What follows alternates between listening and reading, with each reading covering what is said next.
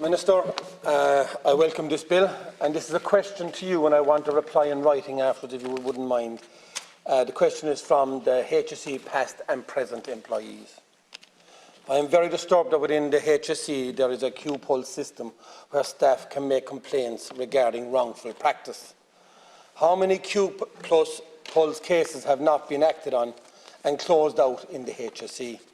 How many Q-Plus submissions have there been per year over the past 10 years? What percentage required significant action? How many patients died or were significantly injured and seriously harmed, including preventable injuries during surgery? Will this bill protect them? The University Hospital of Limerick are required to ensure that there is a serious reportable incidents are managed, report and investigated within 4 months in line with the HSE Safety Incident Management Policy. How many staff members have left their position or been forced out of their position or transferred to new locations within the hospital system?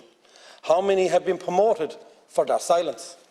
How many of their colleagues were demoted as a result? How many had to sign non-disclosures? When this happens, staff are isolated and are branded as troublemakers, even though they are just raising concerns within the hospital. These issues have been raised across all positions in the hospital and across the whole UHL group. Who is responsible for giving instructions for these cases not being examined? The exit interviews within the HSE have highlighted so many issues within the hospital that are never acted on or followed up. Under the new European directive, wrongdoing must be investigated under this directive. Diligent follow-up is required. The new legislation is to ensure that there can be no penalties made against a whistleblower. This is very difficult to prove, particularly if you are up against a significant cooperation. The burden of proof rests on the whistleblower, who often are not able to take on the large organisation. Being a whistleblower is a lonely and frightening road. To date, whistleblowers have helped make Ireland a better and safer place to work. There is a tremendous bravery and courage on the part of the whistleblowers, which needs to be recognised within this legislation. These are people that are not afraid to tell the truth. In 2014, Colette Cowan was asked to take up a position as a CEO, Chief Executive, by Minister Leo Varadkar and Tony O'Brien. Was the proper protocols followed? Colette Cowan, Chief Director of Nursing and Midwifery at the Western and North Hospital Group during the investigation of the death of Savita Halavanara.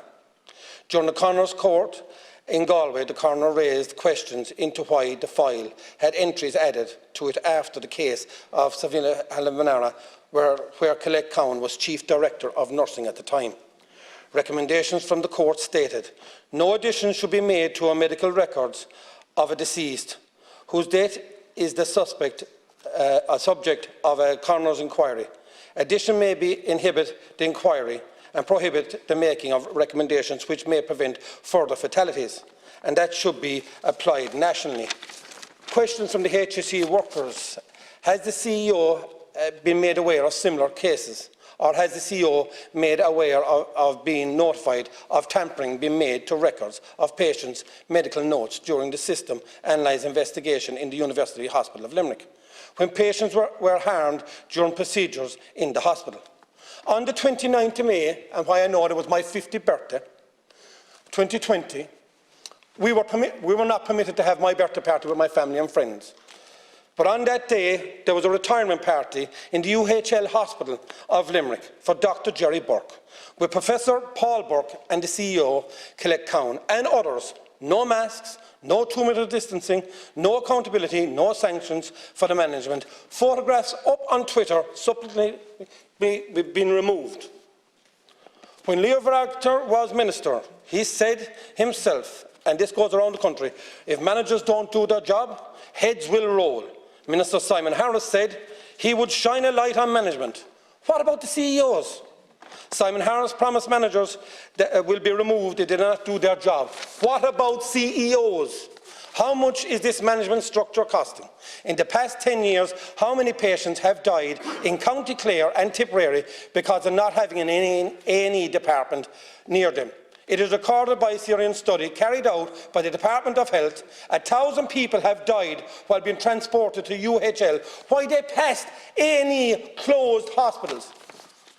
What price does this government put on people's lives?